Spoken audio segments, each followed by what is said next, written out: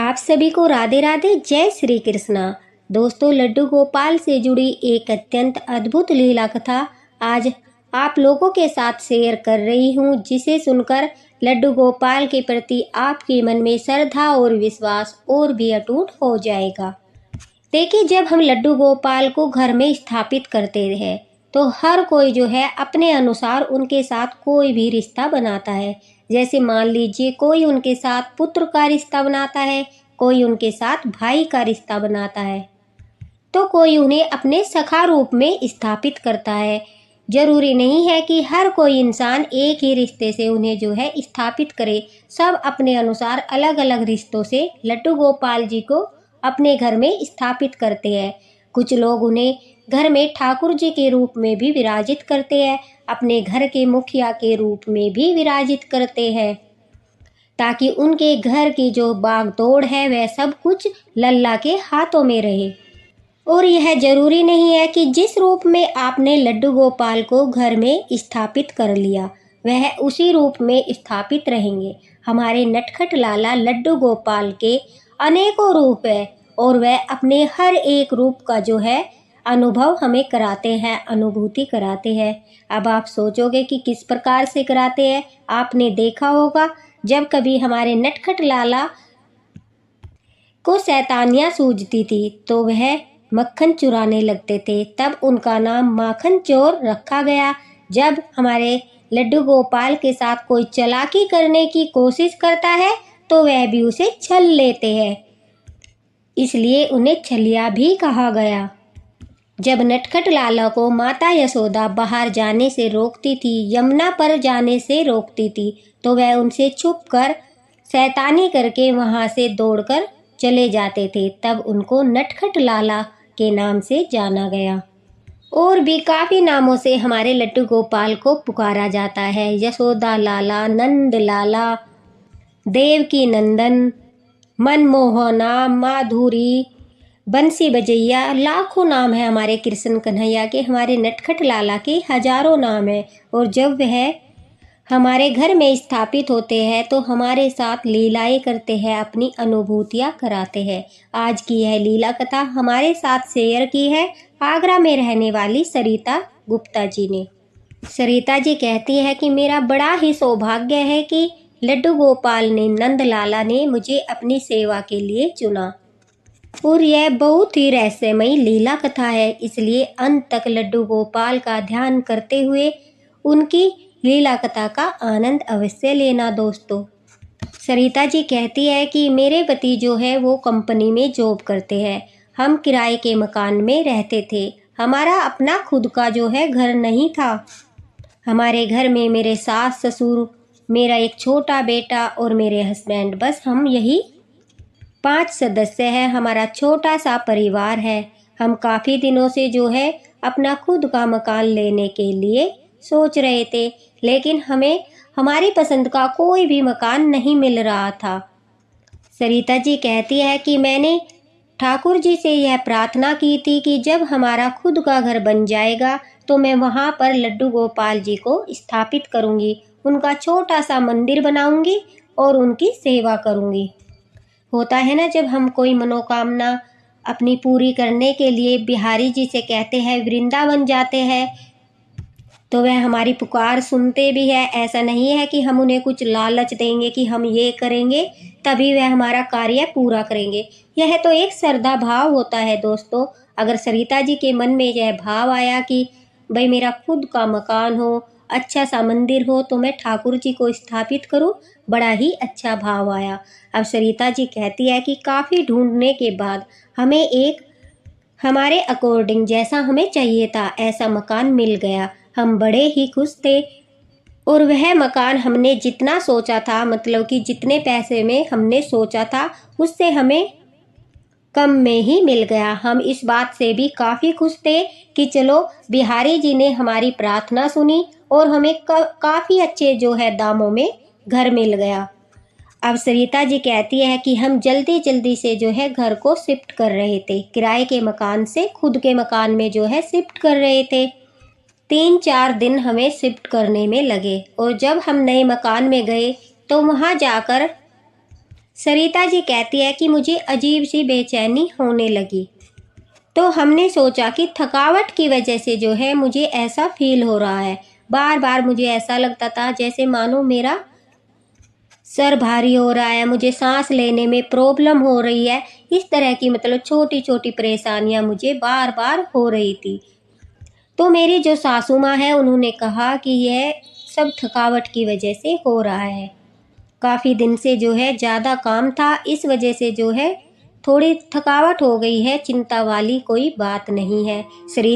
सरिता जी कहती है कि मैं भी सोचा कि शायद मम्मी जी जो है वो ठीक कह रही है, लेकिन घर शिफ्ट करने के 3 दिन बाद ही हमारे साथ अजीबोगरीब घटना होने लगी।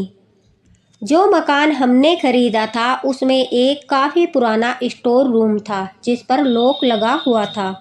सरिता जी कहती है कि जब भी हम उस स्टोर रूम के पास से गुजरते थे तो अजीब सी बेचैनी, अजीब सी घबराहट हमें महसूस होती थी।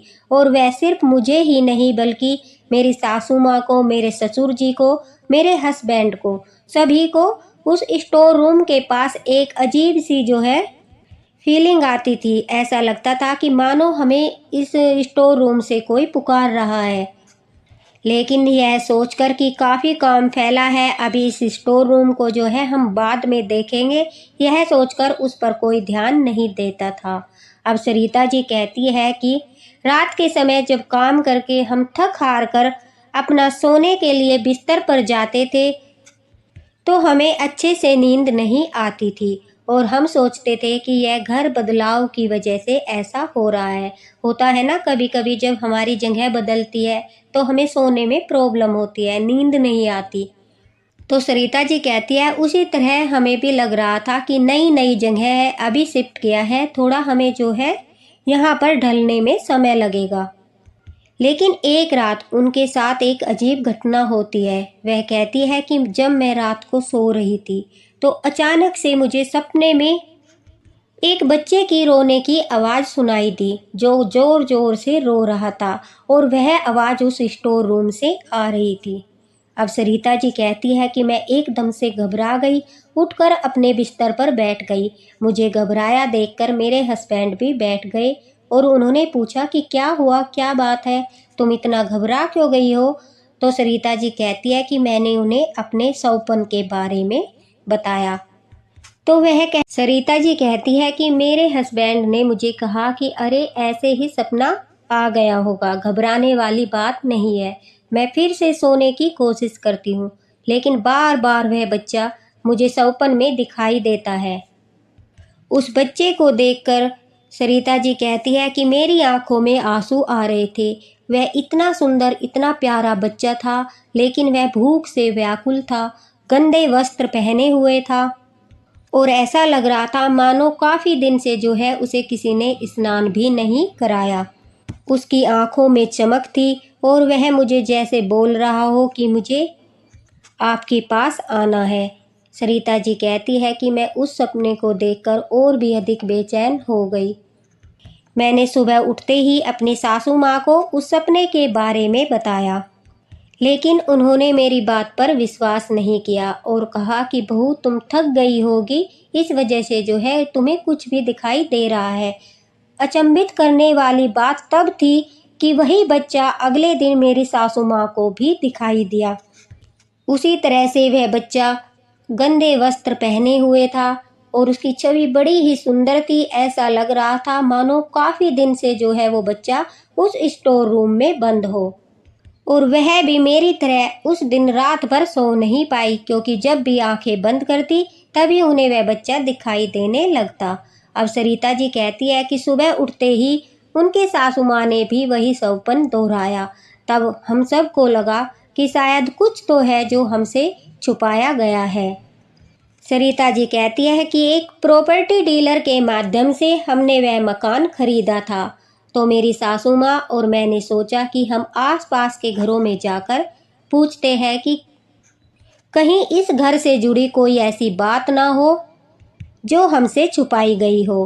होता है कि कई बार हम नई जगह पर शिफ्ट होते हैं और हमारे साथ वहाँ पर अजीबोगरीब घटनाएं होती है, जिसे देखकर, सुनकर, समझकर हमारे मन में तरह तरह के जो है ख्याल आते हैं। अब सरिता जी कहती है कि मैं और मेरी सासू माँ हम पड़ोस में ही रहने वाली एक आंटी के पास गए और वहाँ जाकर उनको सारी बात बताई कि जिस दिन से हम इस घर में आए हैं एक छोटा सा बच्चा जो है हमें सपने में दिखाई देता है। तभी उन आंटी ने एक हैरान करने वाली घटना हमें बताई। वह कहती है कि बेटा, इस घर को काफ़ी लोग खरीद चुके हैं, लेकिन जो भी इस घर में आता है वह कुछ समय के बाद ही यहाँ से चला जाता है। माना जाता है कि इस घर पर कोई प्रेत आत्मा का साया है और उनको भी वही छोटा सा बच्चा जो है रोते हुए दिखाई देता है। उनके साथ जो घटना होती है उस घटना को वो उस बच्चे से जोड़ते हैं और घर खाली करके चले जाते हैं। सरिता जी कहती है कि यह बात सुनकर हम काफ़ी घबरा गए। हमें लगा कि हमने तो जो है डीलर के चक्कर में आकर कोई गलत घर खरीद लिया, अब हम बुरी तरह से फंस गए हैं। सरिता जी और उनकी सास बिहारी जी से ठाकुर जी से प्रार्थना करने लगी, क्योंकि वह उन्हें बहुत मानती थी और जो भी कार्य करते थे तो ठाकुर जी का नाम लेकर ही करते थे। अब सरिता जी और उनकी सास ठाकुर जी से प्रार्थना करने लगी, हे ठाकुर जी, हमारे पास तो और पैसा भी नहीं है, हम पर अपनी कृपा कीजिए और हमें इस समस्या का कोई समाधान बताइए, क्योंकि हम दोबारा से घर जो है नहीं खरीद सकते। अब सरिता जी और उनकी सास ने जो है सारी बातें जाकर उनके ससुर जी को और उनके हस्बैंड को बताई। बात को सुनकर उन लोगों को भी चिंता होने लगी, लेकिन सभी ने यह निश्चय किया कि हम ठाकुर जी का नाम लेकर यह स्टोर रूम खोलकर देखेंगे कि आखिर इसके अंदर जो है क्या है, और फिर घर में पूजा करा लेंगे, घर शुद्धिकरण की जो है पूजा करा लेंगे। घर में ठाकुर जी का जो है छोटा सा जागरण रख लेंगे। कहते हैं कि ठाकुर जी का नाम लेने से सभी कष्ट दूर हो जाते हैं और उनकी कृपा से जो है ये प्रेत आत्माएं वगैरह भी घर से दूर भाग जाती है। अगर ऐसा कुछ होगा भी तो हम ठाकुर जी की जब प्रार्थना करेंगे, उनके लिए हवन वगैरह कराएंगे, उनका जागरण रखेंगे। उनकी सासू माँ कहती है कि जो भी बुरी बला होगी वह हमारे ऊपर से टल जाएगी। ठाकुर जी के भक्त थे, लड्डू गोपाल के भक्त थे, ठाकुर जी पर विश्वास करते थे और घर में लड्डू गोपाल स्थापित करना चाहते थे। तो वह सब कुछ ठाकुर जी के भरोसे ही छोड़कर अब उस स्टोर रूम को खोलने का निश्चय लेते हैं और कहते हैं कि उसे खोलकर उसकी साफ सफाई करके घर में पूजा पाठ करा देंगे। सरिता जी कहती है कि ऐसा सोचकर हमने ठाकुर जी का नाम लेकर, बिहारी जी का नाम लेकर उस स्टोर रूम को खोल दिया और एक एक करके उसमें जो भी टूटा फूटा सामान था सब निकालने लगे। स्टोर रूम से सामान निकालते निकालते अब सरिता जी कहती है कि हमारे साथ एक चौंकाने वाली घटना होने लगी। हमें वहाँ पर छोटा सा सिंहासन मिला जिसे देखकर हम चौंक गए। उसके बाद हमें ठाकुर जी के लड्डू गोपाल के छोटे छोटे जो है सामान मिलने लगे, जिन्हें देखकर हमारे मन में बेचैनी होने लगी कि आखिर ठाकुर जी का सामान अगर इस स्टोर रूम में है तो कहीं ऐसा ना हो कि लड्डू गोपाल भी जो है यहीं पर इसी स्टोर रूम में बंद हो। यह सोचकर सरिता जी कहती है, मैं और मेरी सास एक एक सामान को बड़ी बारीकी से देखने लगी और अंत में जो हमने देखा उसे देखकर हमारी रूह कांप गई। सरिता जी कहती है कि वहाँ पर छोटे से बाल गोपाल, लड्डू गोपाल 5 नंबर के, उनका विग्रह था जो फटे हुए वस्त्र पहने हुए था। पता नहीं कितने समय से लड्डू गोपाल वहाँ पर बंद थे, लेकिन आश्चर्य करने वाली बात यह थी कि इतने दिनों के बाद भी लड्डू गोपाल के विग्रह की चमक वैसी की वैसी ही थी। जैसे ही हमने लड्डू गोपाल को देखा, सरिता जी कहती है कि हमारी आंखों में आंसू आ गए और हमें सारी जो है लीला समझ में आई कि जो बच्चा हमें दिखाई देता है वह और कोई नहीं बल्कि बाल गोपाल लड्डू गोपाल है, हमारे ठाकुर जी है। सरिता जी कहती है कि मुझे सब कुछ समझ आ रहा था कि किस प्रकार से मैंने बिहारी जी से जो है प्रार्थना की कि जब हम नया घर लेंगे तो मैं लड्डू गोपाल को जो है स्थापित करूंगी। उसके बाद हमारा इस घर में आना, लड्डू गोपाल का बच्चे के रूप में दिखना और फिर हमारा स्टोर रूम को साफ करना, उसके बाद लड्डू गोपाल जी का विग्रह मिलना, यह सब जो है बिहारी जी की ही लीला थी। वह हमें लड्डू गोपाल की सेवा देना चाहते थे।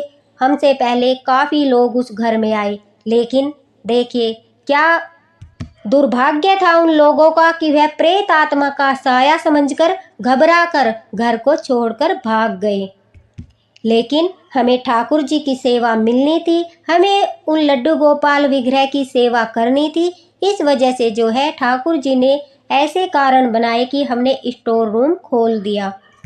जो ठाकुर जी के भक्त होते हैं वो किसी भी मुसीबत से, किसी भी भूत प्रेत आत्मा से नहीं घबराते, क्योंकि वह सिर्फ सर्वोपरि ठाकुर जी को मानते हैं। इस वजह से जो है सरिता जी कहती है हमें ठाकुर जी की सेवा मिली। लड्डू गोपाल को देखकर मेरी आंखों में लगातार आंसू आ रहे थे। मुझे लग रहा था कि जैसे मेरे लड्डू गोपाल, मेरे बाल गोपाल न जाने कितने दिन से भूखे प्यासे उस स्टोर रूम में बंद है। यह सोचकर सरिता जी कहती है कि बार बार मुझे रोना आ रहा था। हमने वहां से लड्डू गोपाल जी के विग्रह को निकाला और उन्हें स्नान कराकर घर के मंदिर में स्थापित किया। दूसरी तरफ मैं बड़ा ही खुश थी कि लड्डू गोपाल जी स्वयं मुझे अपनी सेवा देना चाहते हैं, इसलिए वह मुझे खुद ही मिल गए। मुझे कहीं से लाने की आवश्यकता ही नहीं पड़ी। ऐसी होती है ठाकुर जी की लीला। सरिता जी कहती है कि जिस दिन से हमने उन लड्डू गोपाल को अपने घर में विराजित किया, ठाकुर जी को अपने घर में विराजित किया, उस दिन से हमारे घर में इतनी आनंदी आ गई कि हमारा जो है कारोबार, हमारी प्रॉपर्टी, मेरे पति का प्रमोशन, हमारी दिन दोगुनी रात चौगुनी तरक्की हो गई। ठाकुर जी की कृपा इस तरह से हम पर बरसी मानो इतने सालों से ठाकुर जी हमारा इंतजार कर रहे थे और यह हमारा सौभाग्य है कि उन्होंने हमें अपनी सेवा प्रदान की। इसलिए दोस्तों मैं कहती हूँ कि ठाकुर जी की सेवा हम नहीं करते, वह स्वयं हमें सेवा के लिए चुनते हैं। उन्हें किससे सेवा लेनी है यह डिसीजन सिर्फ और सिर्फ ठाकुर जी का होता है। सरिता जी कहती है कि हम नहीं जानते कि किन परिस्थितियों में और किस कारण से कौन थे वो लोग जो ठाकुर जी को इस तरह से स्टोर रूम में बंद करके चले गए। बस हम तो अपना सौभाग्य मान रहे हैं कि जिस घर में हम गए वहां पर हमारे ठाकुर जी पहले ही विराजमान थे। सिर्फ और सिर्फ देरी थी तो हमें उन्हें मिलने की, उन्हें पाने की। और जब मन में सच्ची श्रद्धा, सच्चा भाव और सच्चा प्यार होता है ठाकुर जी के प्रति तो वह भक्त घबराते नहीं, डरते नहीं, बल्कि मुसीबत का सामना करते हैं। ठाकुर जी उन्हें हिम्मत देते हैं और उन्हें रास्ता भी दिखाते हैं। सरिता जी कहती है कि अगर हम चाहते तो हम भी घर खाली करके जा सकते थे, लेकिन ठाकुर जी ने हमारे लिए कुछ और ही सोचा था। इस वजह से जो है यह सारी घटना हुई, यह सारी लीला हुई और हमें लड्डू गोपाल सेवा के लिए मिल गए। देखा दोस्तों, लड्डू गोपाल जो है वो अपनी सेवा के लिए स्वयं ही चुनते हैं। सरिता जी से पहले कितने लोग आए और गए, लेकिन उन्हें ठाकुर जी का लड्डू गोपाल का विग्रह नहीं मिला, बल्कि वह भयभीत होकर घर को छोड़कर चले गए। लेकिन सरिता जी को उनकी सेवा मिलनी थी, उन पर ठाकुर जी की कृपा होनी थी, इस वजह से वह उन तक पहुंच गए। इसलिए हमारे लड्डू गोपाल को लीलाधर भी कहा जाता है, क्योंकि वही लीला रचते हैं। सरिता जी को तरह तरह की अनुभूतियाँ लड्डू गोपाल कराते हैं और वह कहती है कि बड़े ही प्यारे हैं मेरे नंदलाला, इतने प्यारे हैं कि बच्चे की तरह हट करते हैं, बच्चे की तरह ही मेरे साथ व्यवहार करते हैं, मुझे प्यार करते हैं, दुलार करते हैं और इतना ही प्रेम मैं रज रज कर अपने ठाकुर जी से करती हूँ। ऐसी ही भक्ति तो चाहिए ठाकुर जी को। शायद वह जानते थे कि उनकी सेवा और उनकी जो है श्रद्धा भक्ति सरिता जी अच्छे से कर सकती है, इसलिए उन्होंने उन्हें चुना। इसी के साथ राधे राधे, मिलते हैं अगले वीडियो में। अगर आप भी लड्डू गोपाल भक्त हैं तो इस वीडियो को शेयर अवश्य करना और दोस्तों लाइक भी करना, ताकि हमारे लड्डू गोपाल की कृपा दृष्टि आप पर और आपके परिवार पर भी बनी रहे। और हमारे प्यारे से नंदलाला लड्डू गोपाल आपके साथ भी लीलाधर ऐसी ही लीलाएं करते रहे, जिससे आप उनका आनंद लेते रहे। राधे राधे।